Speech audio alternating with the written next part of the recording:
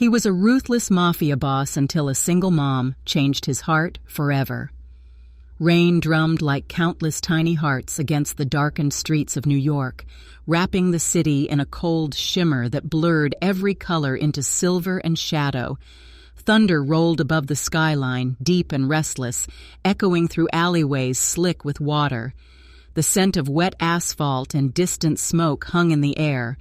A sleek black car glided to a stop near the corner of an old hospital whose gate stood locked under the flickering light. From the car stepped Adrian Moretti, the man whose name alone could silence rooms. His coat swayed heavy with rain, and his expression was as hard as the storm itself. He was a man used to command, not compassion, used to seeing the world bow beneath his power. But tonight something unexpected touched the edge of his hearing.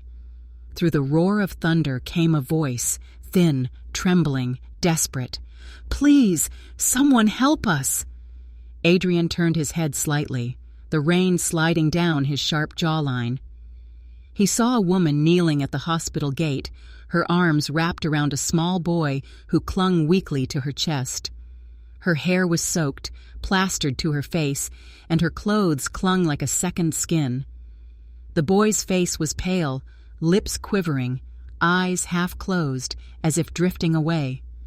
"Please," she cried again, her voice breaking like glass. "He can't breathe." The guards at the gate hesitated, muttering excuses about closed hours and doctors gone for the night. Adrian felt irritation rise. Then something else, something long buried beneath years of ice. He watched the mother shake from cold and fear, yet refused to let go of the boy. Her trembling hands pressed against the child's chest as if her touch alone could keep his heart beating. The sound of her sobs carried across the empty street, slicing through the storm more sharply than any siren. Adrian took a slow step forward, his polished shoes splashing through puddles. His driver called from behind, "Sir, let's go. It's late." But Adrian raised a hand, silencing him. For a moment he simply stood and looked at her, his eyes shadowed by the brim of his coat. Memories flickered uninvited, another night, another storm, another voice begging him not to leave. He had buried that memory years ago beneath concrete and pride, yet tonight the rain seemed to dig it up. "Move," he said quietly, his tone carrying the authority that made men obey without question. Two of his bodyguards stepped forward instantly. The guards at the hospital gate straightened, recognizing him too late. Adrian's men pushed the gate open with a metallic groan that echoed through the night. The woman looked up, startled, eyes wide as lightning flashed behind her.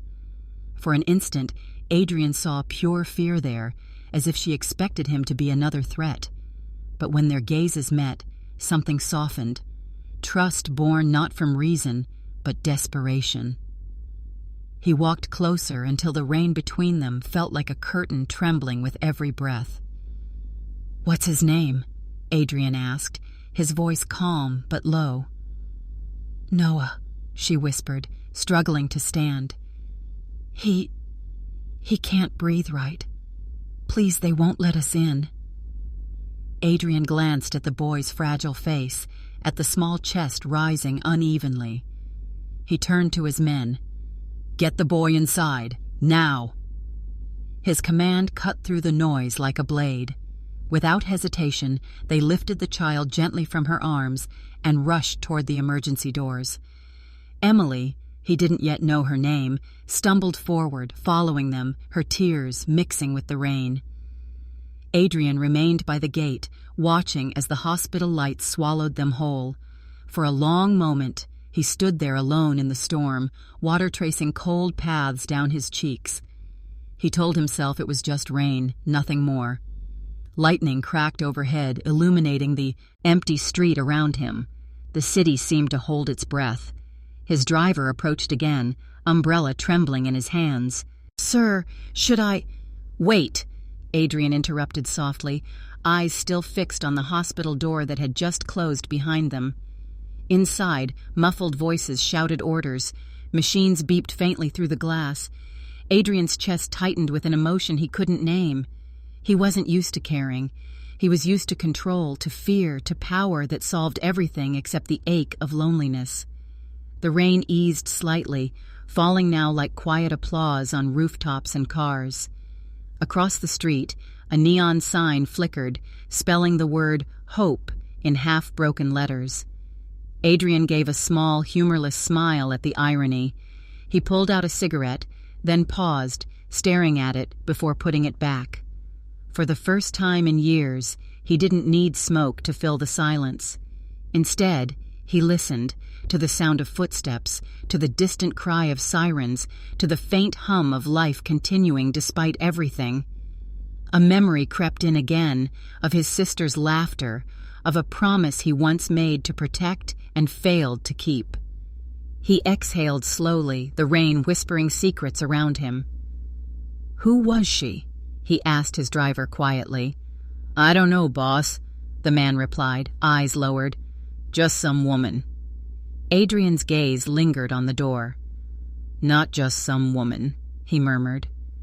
Inside, through the glass, he caught a glimpse of her pacing near the bed, hands clasped, praying under her breath. She looked small and strong at the same time, like someone who had fought the world and kept standing. Adrian's phone buzzed. Another message from his underworld contacts, another meeting he was supposed to attend. He ignored it. For once, business could wait. He adjusted his coat, the fabric heavy with water, and walked closer to the hospital window. A doctor hurried past inside, shouting for oxygen. The mother pressed her forehead against the glass of the door, whispering, "Please, please save him." Adrian's heart clenched. He didn't know why it mattered, but it did. He felt the same helplessness he thought he'd forgotten. The driver shifted uneasily. "Sir, you'll catch a cold out here."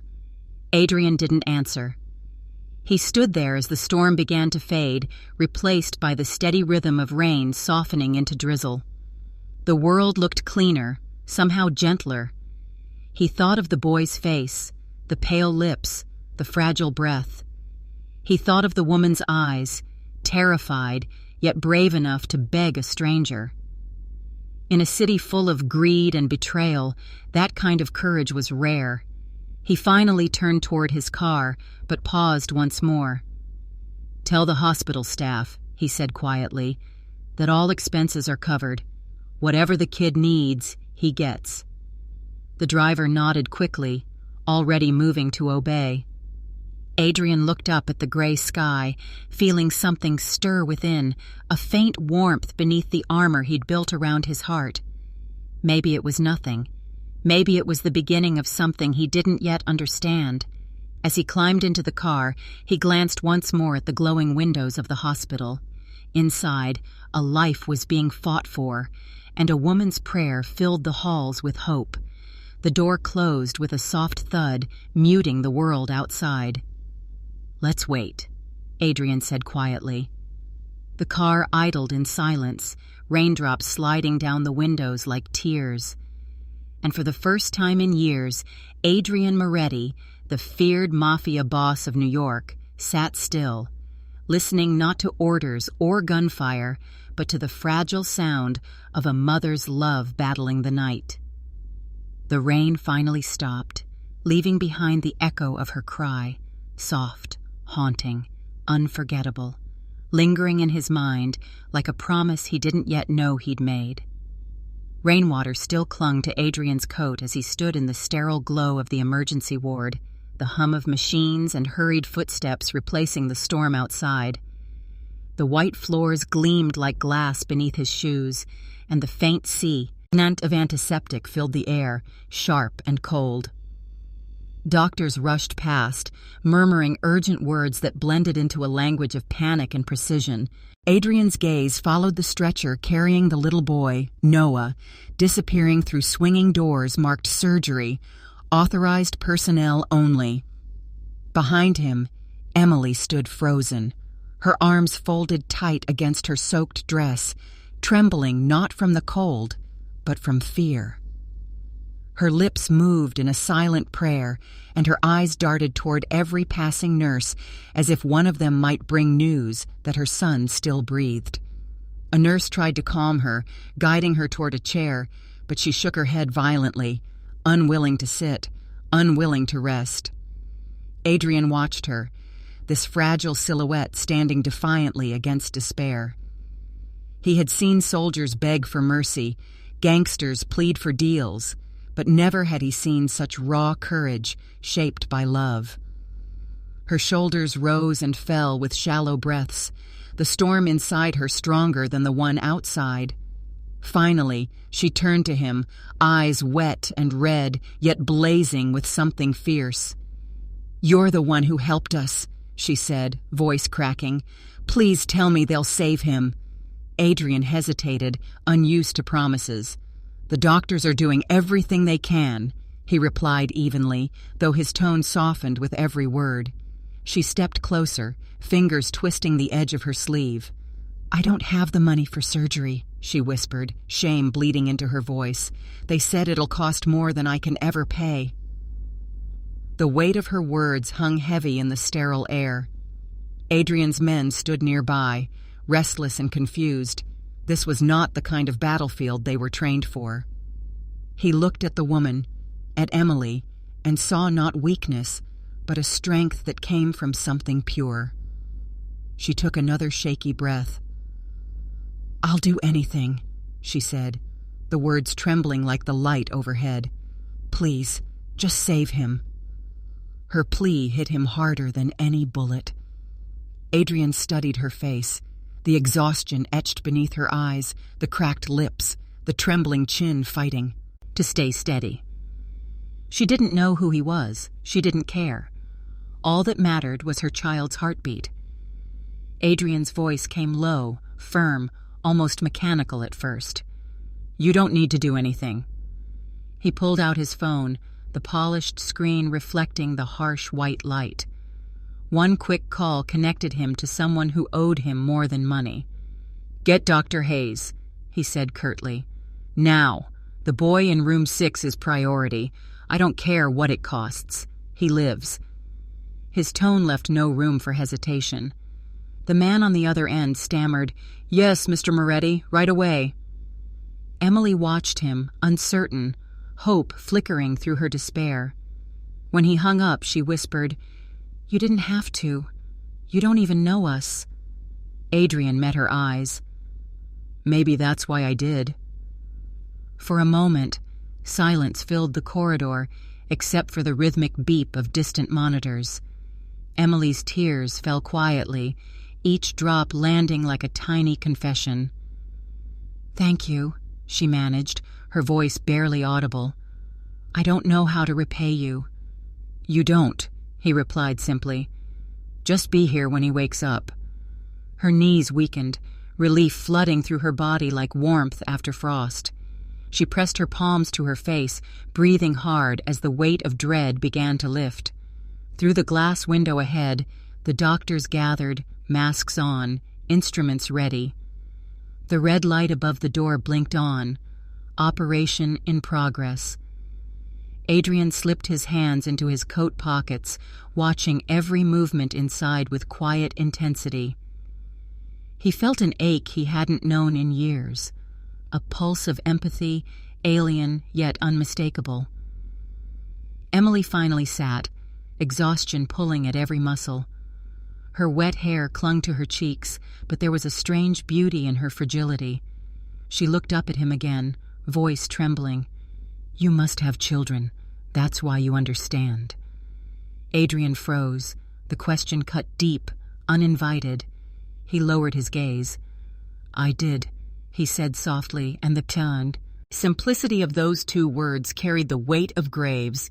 She sensed the pain behind them but didn't press further. Instead, she whispered, "Then you know what it means when your world is only one heartbeat away from ending." He nodded once, unable to speak. Minutes passed like hours, the sound of rain against the windows blending with the hum of machines. A nurse entered briefly, checking papers, then retreated back through the swinging doors. Emily's hands clasped tightly together as if the gesture alone could keep her son tethered to life. Adrian stood near, arms crossed, his face carved from restraint, yet every breath betrayed unease. His mind drifted to a photograph long buried in a drawer, a little girl with pigtails and a laugh that still haunted him. He pushed the image away and focused on the now, on this child fighting behind glass. Emily whispered again, half to herself, "He's all I have. His father left before he was born. It's been just us." Adrian listened, silent, but something in his chest shifted. He had built his empire on silence, but tonight it felt suffocating. He found himself saying, "He's lucky to have you." She blinked, surprised, and managed a fragile smile through tears. "No," she said, shaking her head. "I'm lucky to have him." Her words lodged themselves deep within him, echoing louder than the storm had outside.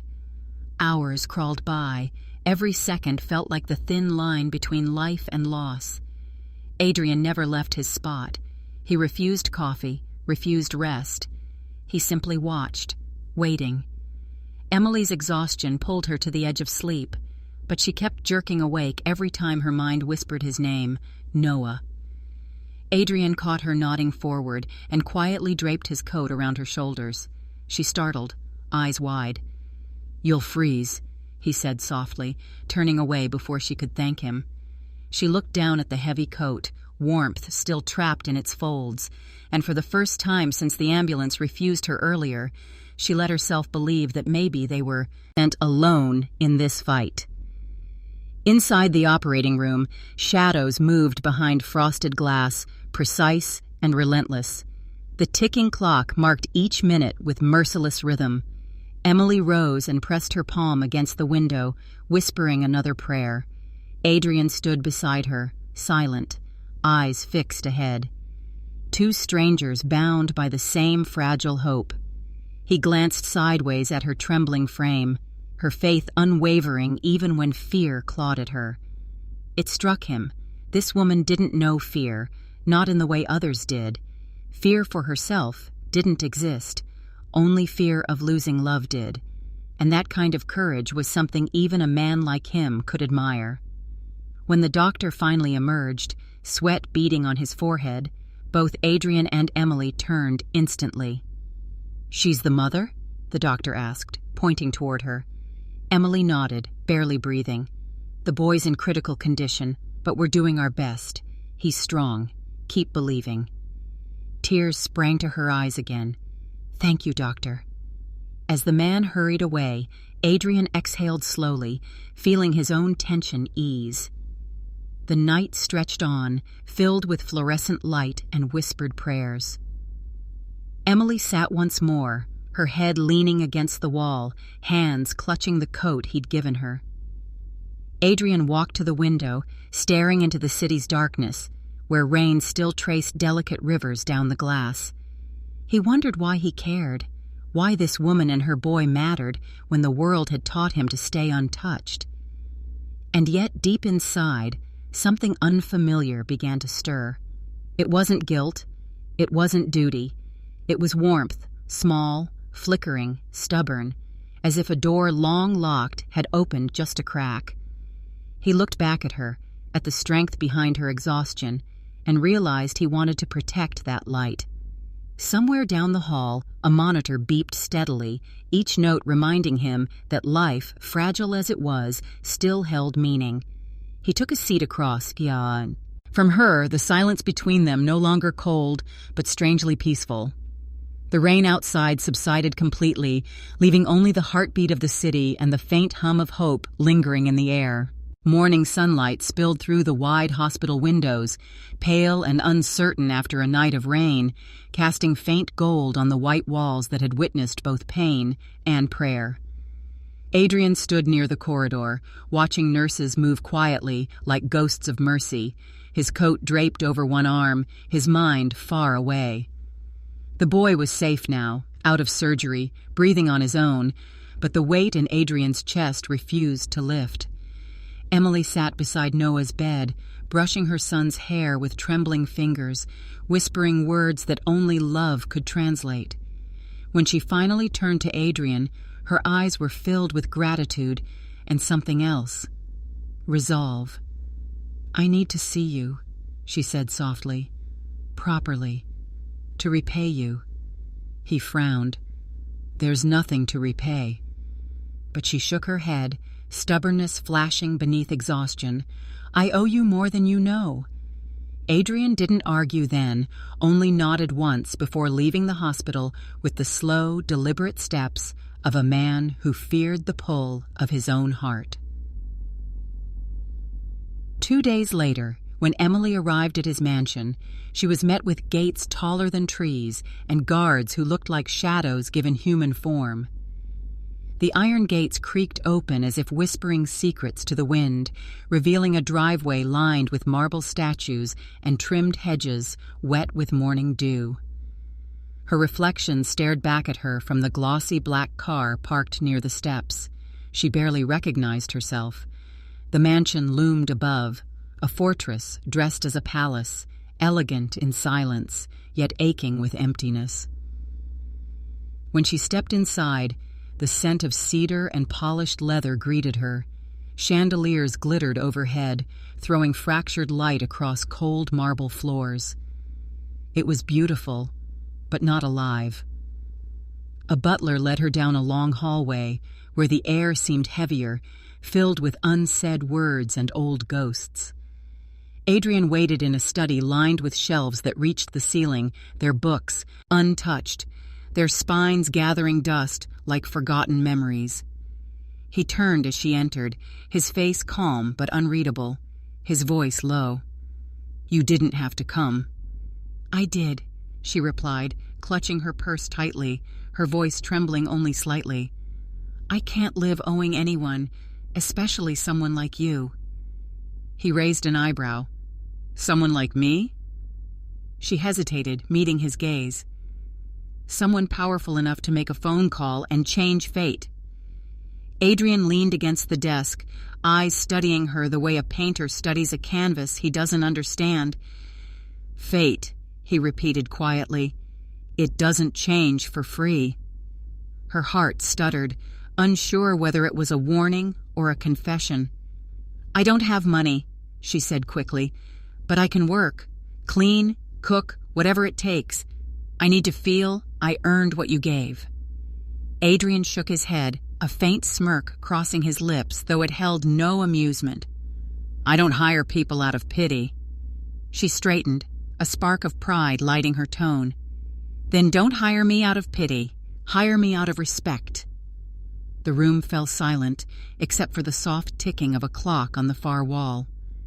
Adrian's expression shifted, his usual control cracking just enough for a glimpse of the man beneath.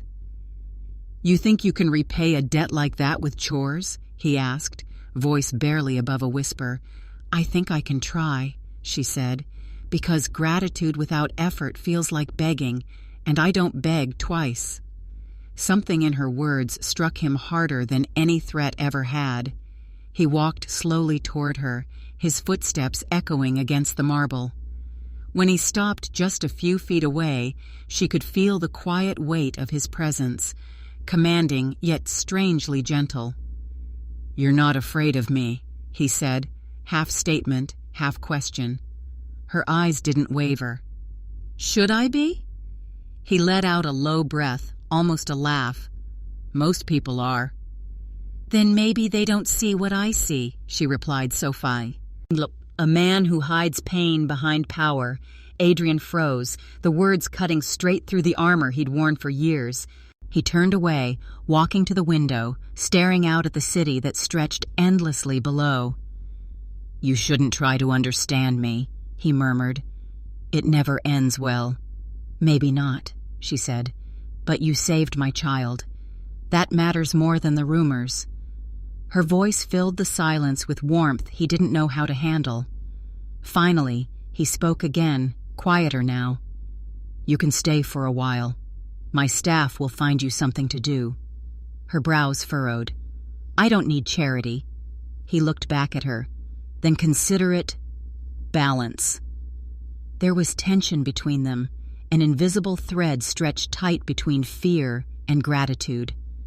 Emily nodded slowly, realizing she had stepped into a world she didn't belong to, yet couldn't walk away from. As she explored the mansion, every corner seemed to whisper of the man who lived within it. Family portraits had been taken down, their outlines still faint on the wallpaper. A piano sat in the corner, keys untouched, dust resting like time itself. She could feel the loneliness seeping through the walls, the kind of silence that money couldn't buy away. That evening she prepared a meal in the grand kitchen, though he hadn't asked for it. When Adrian walked in, the aroma of warm soup and herbs greeted him like a memory he didn't recognize. He paused at the doorway, surprised. "You cooked?" She smiled faintly. "I told you I'd work for what you gave." He sat down reluctantly, watching as she moved quietly, her hands steady despite the heavy air between them. The clinking of cutlery filled the silence. After a while he said, "You don't have to keep proving yourself." "I'm not," she replied gently. "I'm just being who I am." Her words lingered long after she left the room. Adrian stared at the untouched food, realizing he'd lost his appetite not for the meal, but for the life he'd been living. Later that night, as rain began again outside, he stood by the window watching her lights go out in the guest room down the hall. Something inside him shifted, a strange warmth pressing against the cold chambers of his heart. He didn't understand it yet, didn't want to, but he couldn't deny it either. For the first time in years, Adrian Moretti's mansion didn't feel entirely empty. It felt like someone had opened a window in a room that had been locked too long, letting in air, and with it, the faintest scent of hope. The night was meant to be calm, the air soft with the scent of rain on the horizon and the quiet rhythm of a home learning to breathe again, but fate never asked for permission before breaking peace. Emily stood in the grand kitchen, sleeves rolled up, stirring soup beneath the warm glow of chandeliers that painted golden light across marble counters. The mansion, usually silent and echoing with emptiness, now felt alive with the simple sounds of clinking spoons and faint laughter drifting from Noah's room down the hall. She smiled to herself, unaware that danger was already circling the gates like wolves that remembered old blood. Outside, black cars rolled to a stop beneath the shadow of the trees, engines humming low, men stepping out with eyes sharp and cruel, the moon glinting off cold metal in their hands. Inside, Adrian sat in his study, flipping through old papers, the faint hum of the city outside his only companion, until the first gunshot split the night like thunder tearing open heaven. The crystal glasses on his desk trembled and his heart froze. He knew that sound. He had lived through it once, and it had cost him everything. "Down!" he roared, bursting out of his study as more shots followed, echoing down the marble halls. Emily froze for a moment, then instinct took over. She dropped the spoon, ran to Noah's room, and threw herself over him as glass shattered around them. "Mommy!" Noah whimpered, cling to her neck. "It's okay, baby. I'm here," she whispered, voice shaking, eyes darting to the window where sparks of gunfire danced against the night. Her breath came in shallow bursts as the mansion's alarms blared and guards shouted orders outside. Adrian's men fired back, the air thick with gunpowder and chaos, but Adrian heard only one sound, the terrified cry of a child, echoing down the hall. He ran, faster than he had in years, his heart pounding louder than the bullets. When he turned the corner, the sight hit him like a blade to the chest. Emily crouched on the floor, shielding Noah with her body, broken glass glittering around her like fallen stars. "Emily!" he shouted, rushing to her. She looked up, her face pale but fierce, eyes blazing with defiance and fear. "They're trying to get in!" she gasped. He dropped beside her, pulled them both close, and for a heartbeat, the world narrowed to 3 people: one broken man, one brave woman, and one child too innocent for the wars adults waged. Adrian barked orders into his earpiece, his voice sharp with rage. "Lock down every entrance! Nobody touches this house! Nobody!" His men obeyed without question, but even as the gunfire began to fade, the ghosts of his past roared back to life. The name of the gang hissed through his mind, the same one that had taken his wife, his peace, his humanity. He thought he had buried them beneath years of control and cruelty, but here they were again, dragging his nightmares into the light.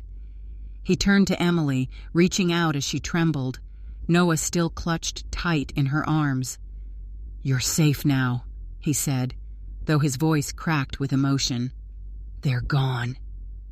Emily shook her head, tears streaking down her face. "Safe? You call this safe? They could have killed him, Adrian." Her voice broke on his name, raw and shaking. "Why are they after you?" He hesitated, his throat tightening, the walls around his heart crumbling one by one. "Because of who I am," he said finally, "because of what I've done." Her breath caught, understanding Donnie, nang like a storm breaking.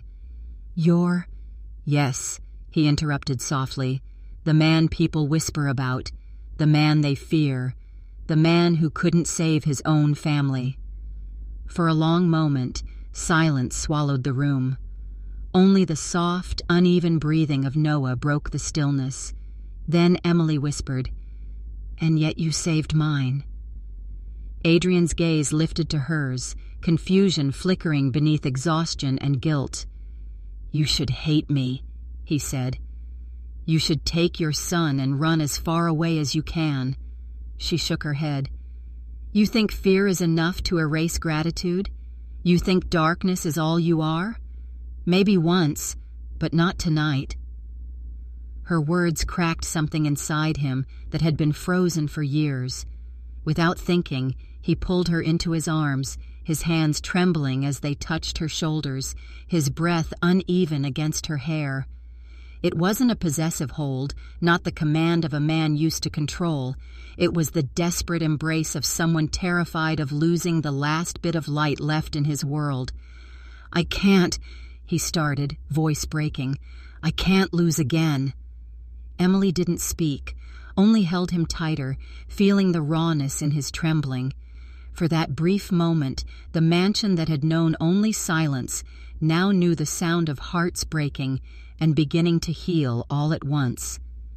Outside, the rain began to fall again, washing over the blood and bullet shells, erasing traces of violence under a sky heavy with grief.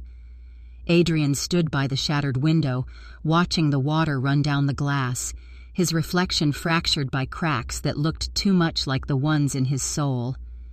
Behind him, Emily sat by Noah's side, humming softly to calm her son, her voice a fragile light in the ruins of fear. When she looked at Adrian, she didn't see the mafia boss the world feared. She saw a man haunted by loss, fighting to be human again. And for the first time, he didn't turn away from that gaze. He let her see him, lightly, painfully, truthfully. That night, as thunder rolled across the city, Adrian stood guard by their door, gun in hand but heart unsteady, realizing he no longer wanted to protect his empire. He wanted to protect them. And though he would never admit it aloud, in that single trembling embrace beneath a rain-soaked sky, Adrian Moretti, the man who had built his world on power and fear, had finally remembered what it felt like to be alive. The morning after the attack, the mansion stood silent beneath a heavy sky, its walls still echoing with the memory of gunfire.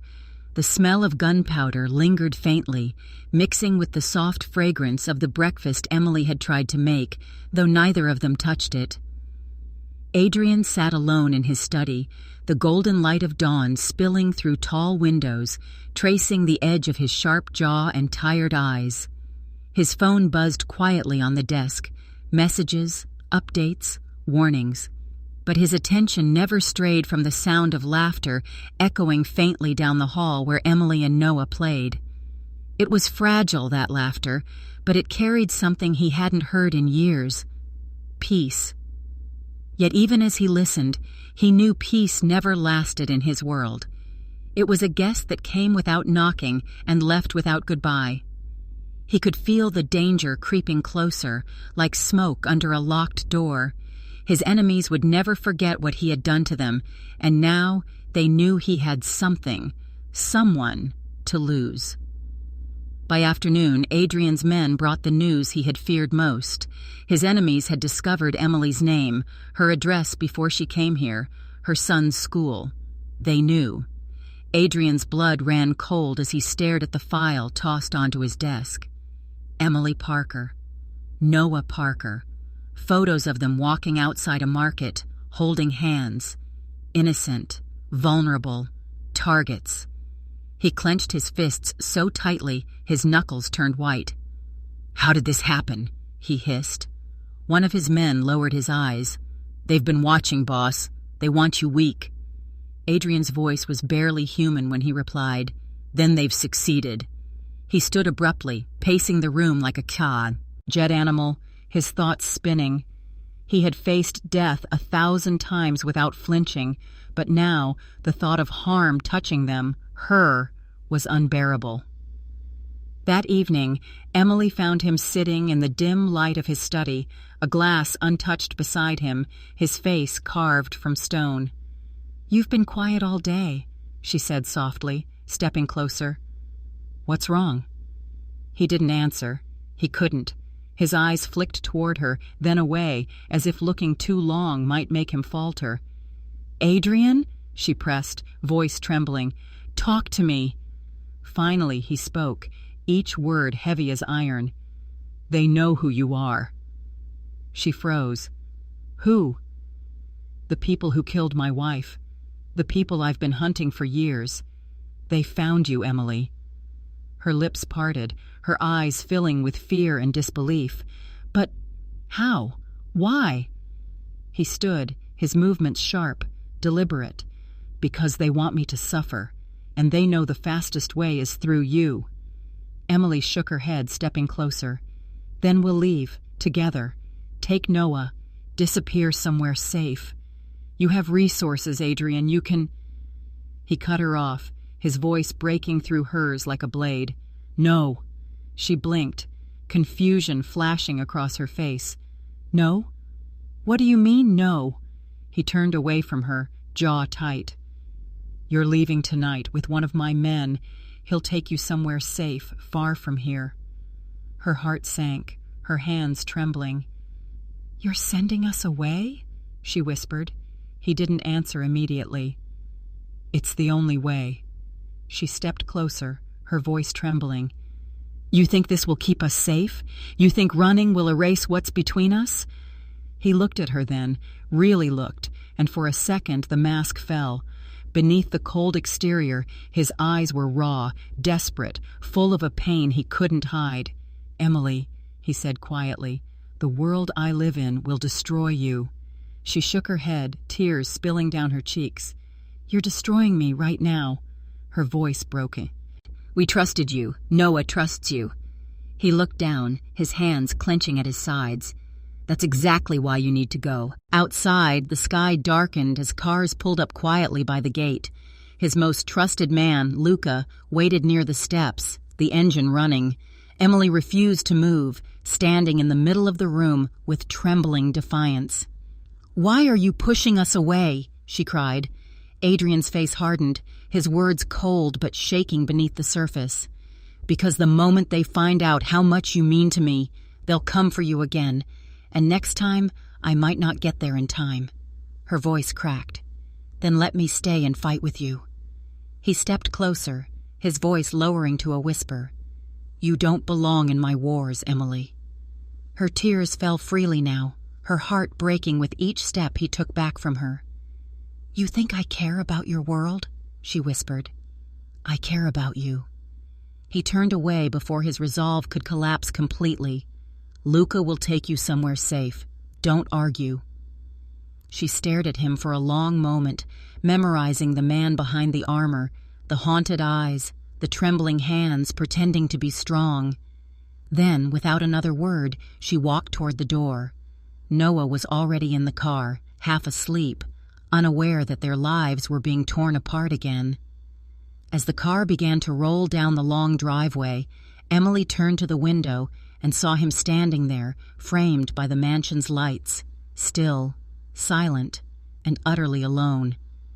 The night wind lifted his coat as he watched them disappear, his face unreadable, but his eyes burning with everything he could never say.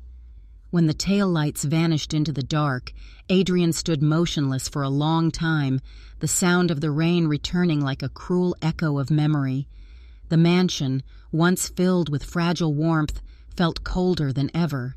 He walked back inside, the silence pressing against his chest until it hurt to breathe. He poured himself a drink but didn't taste it, staring instead at the faint reflection in the glass. The face of a man who had chosen loneliness over love to keep others safe. For years he had feared bullets, betrayal, and blood.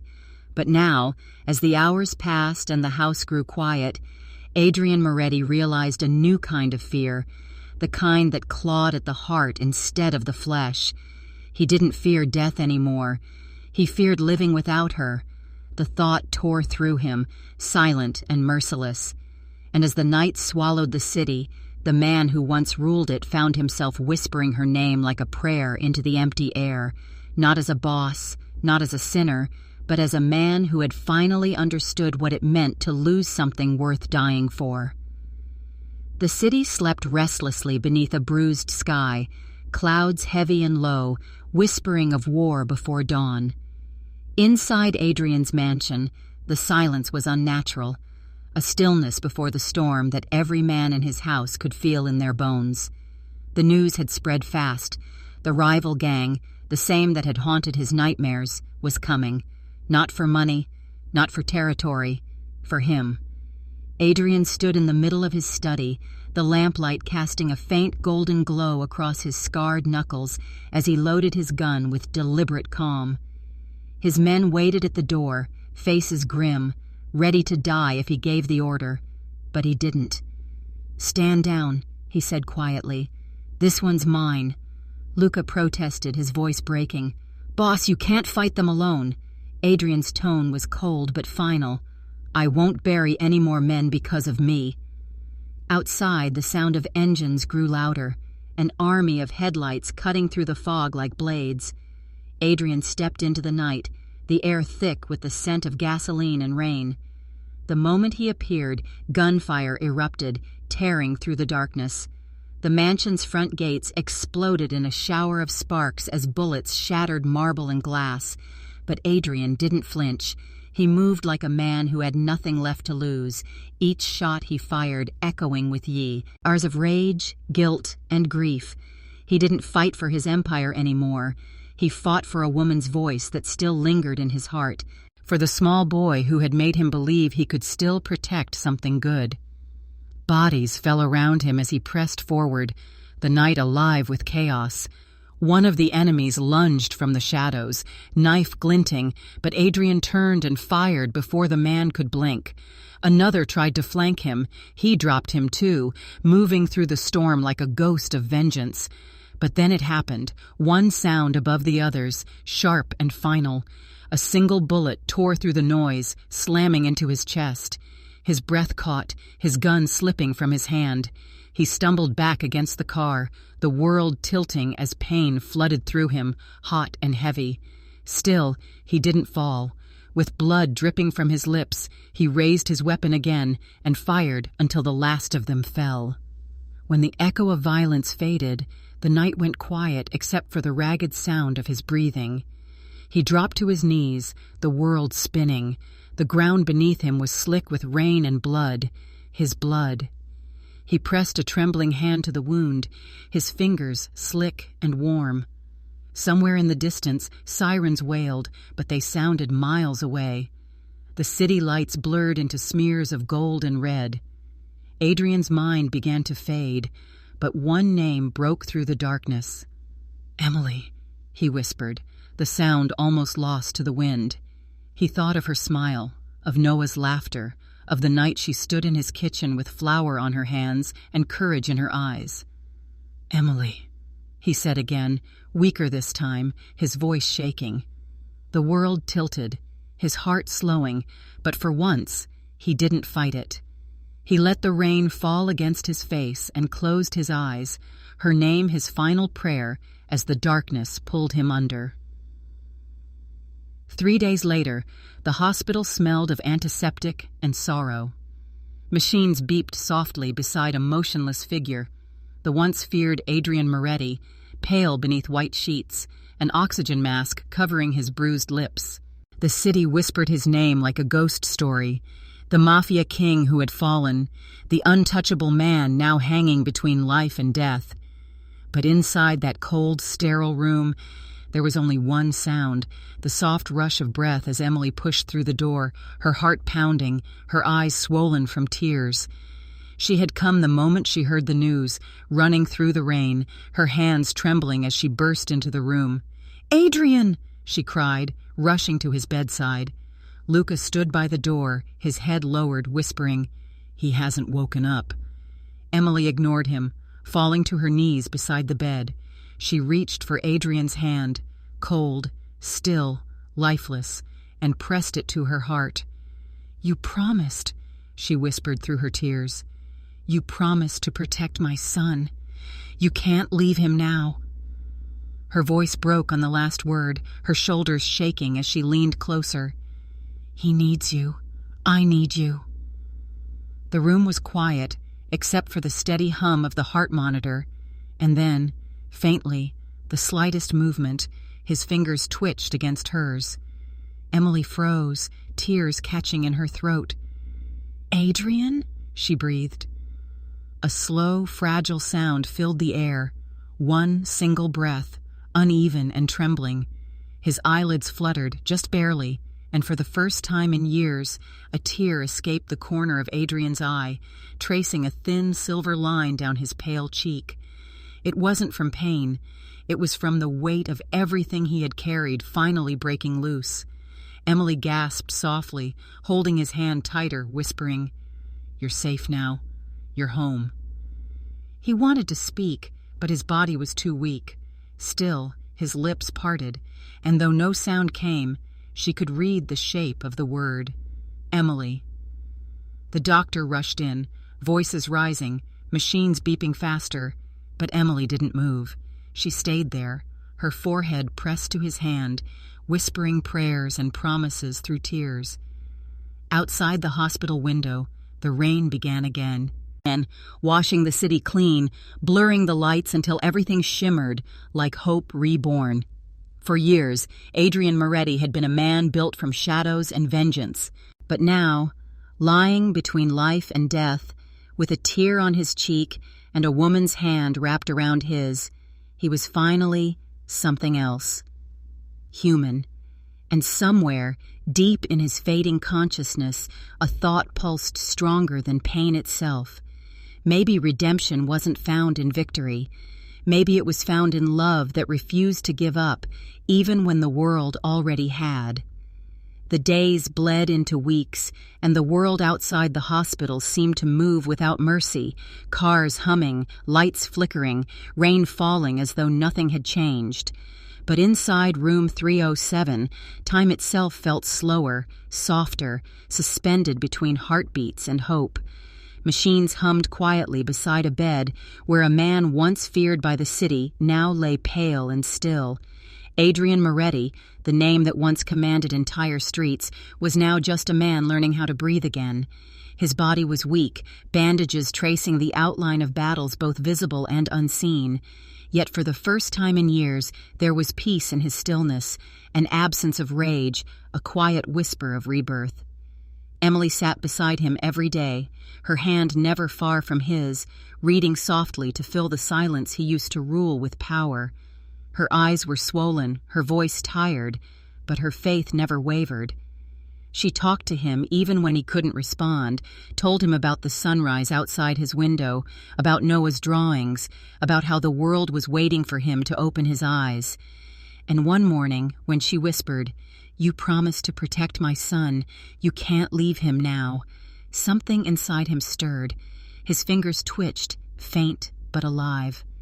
Emily gasped, rising from the chair. "Adrian?" she whispered, voice trembling. His eyelids fluttered, struggling against the weight of weeks, until finally they opened. The first thing he saw was her, tired, fragile, beautiful in the soft morning light that filtered through the curtains. Her breath caught. "You're awake," she whispered, tea spilling before she could stop them. He tried to speak, but his throat was dry, his voice little more than air. "Emily!" It was barely a sound, yet it filled the room like a prayer answered. She grabbed his hand, smiling through her tears. "You came back." A faint, crooked smile ghosted his lips. "I said I would." The door burst open then, and tiny footsteps echoed through the sterile hallway. "Mom, is he—" Noah's voice broke as he ran to the bed, his little arms wrapping around Adrian's side. "You're my hero!" he cried, his small body shaking. Adrian froze for a heartbeat, overwhelmed by the warmth of the child's embrace, then slowly lifted a trembling hand and placed it on Noah's back. "No," he said quietly, eyes glistening. "Your mom is." Emily's breath caught at his words. It was the gentlest truth she'd ever heard. For a long while, none of them spoke.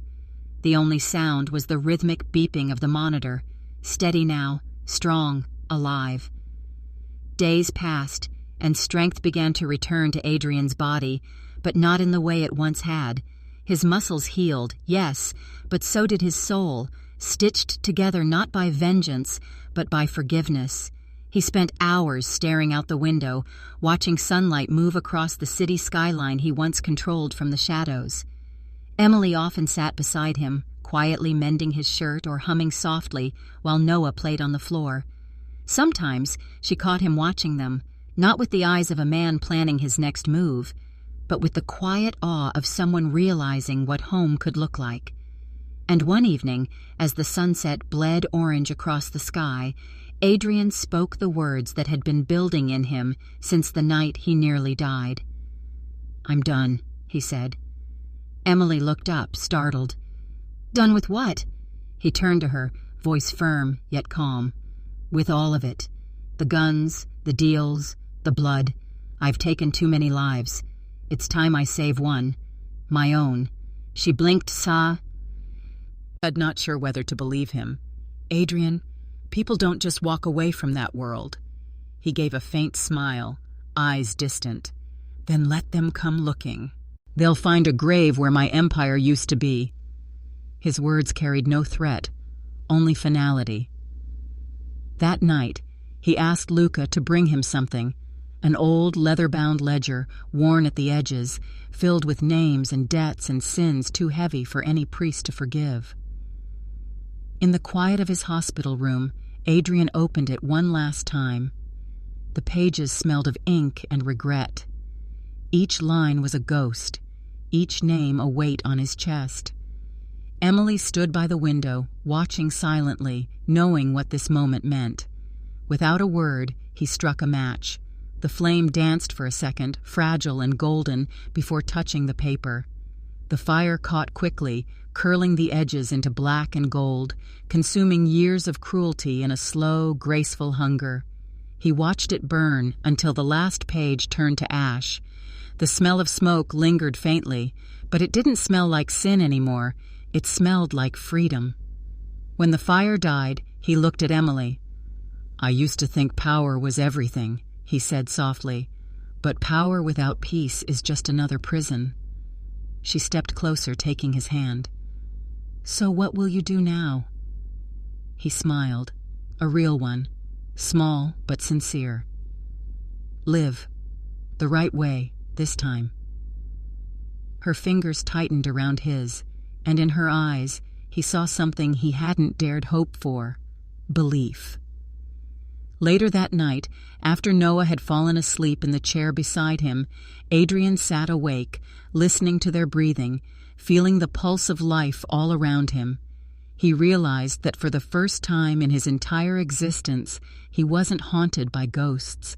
He didn't hear the screams of the past, didn't feel the weight of his sins pressing against his ribs. There was only quiet, only warmth, only the faint hum of life moving forward. Outside, the city lights flickered like stars trapped in glass, and for the first time, Adrian Moretti didn't see a battlefield. He saw a future, not built from fear, but from the fragile, stubborn along of a woman who refused to let him die and a child who called him hero. He leaned back, eyes heavy, whispering to himself, "Maybe this is what redemption feels like." And as sleep finally claimed him, the faint smell of burned paper lingered in the air, a symbol that the past was gone, and from its ashes, something pure had finally begun. Months had passed since that night when smoke rose from the ashes of Adrian's past, and life, for the first time, began to move with the rhythm of hope instead of fear. The mansion that once echoed with silence and secrets now carried laughter, footsteps, and the scent of warm bread from the kitchen. The once cold marble halls felt alive, touched by something neither money nor power could ever buy: love. Adrian Moretti, the man who had once ruled New York's underworld with an iron fist and eyes of stone, now stood before a crowd of children in a bright community center, his expression gentle, his hands no longer holding weapons, but handing out gifts. The sign above read, Noah's Hope Foundation, a name he'd chosen not for legacy, but for life. His voice, calm and warm, carried through the room as he said, "Every child deserves a chance. This," he placed a hand over his heart, "this is for those who were never given one." Cameras flashed, people clapped, but Adrian didn't care about the headlines anymore. His eyes found only Emily standing near the back, watching him with quiet pride, and little Noah clapping with the other kids, his face glowing with joy. After the ceremony, as the sun dipped below the skyline, Adrian slipped away to the rooftop garden they had built together. The city stretched endlessly before him, his old empire scattered beneath the glow of twilight, replaced now by something far greater than fear. Emily found him there, her hair swaying gently in the evening breeze, her smile soft but knowing. "You did something good today," she said, her voice carrying that same mix of strength and warmth that first disarmed him months ago. He chuckled softly, looking out at the fading light. "Feels strange to do good without expecting anything in return." She stepped closer. "Maybe that's because this time you're not buying forgiveness, you're living it." He turned to face her, and for a moment he was speechless. How did she always know what to say to silence the storms inside him? They stood there for a while, the golden sunset painting her face in fire and honey. Down below, Noah's laughter floated up from the playground, free, pure, untouched by the darkness that once defined Adrian's life. He leaned on the railing, his voice barely above a whisper. "Sometimes I still wake up thinking it's all a dream, that any second I'll open my eyes and find myself back in that world." Emily's hand found his, her fingers interlacing gently. "You're awake now, Adrian. You just chose a different kind of power." He smiled faintly, eyes glistening. "Yeah," he said, squeezing her hand. "The power to care." Later that evening they returned home together. The house was filled with the sound of Noah's crayons scraping across paper. He was sitting on the living room floor, drawing stick figures, a tall man, a woman, and a boy holding hands beneath a big yellow sun. He looked up when they entered, his small face brightening instantly. "Mom! Adrian! Look!" He held up the paper proudly. Emily knelt beside him, smiling. "That's beautiful, sweetheart. Who's that?" Noah grinned, pointing. "That's you, that's me, and that's him." Adrian crouched down, heart tightening as he saw the little figure labeled Dad. in Noah's uneven handwriting. For a moment the room seemed to fade, leaving only that fragile question floating in the air. Noah looked up at him with those wide, innocent eyes. "Mom, is he my dad now?" Emily froze for a second, her breath catching. She looked at Adrian, her gaze filled with the quiet ache of everything they had survived: fear, pain, redemption, and love. A soft tear rolled down her cheek as she smiled. "What do you think, honey?"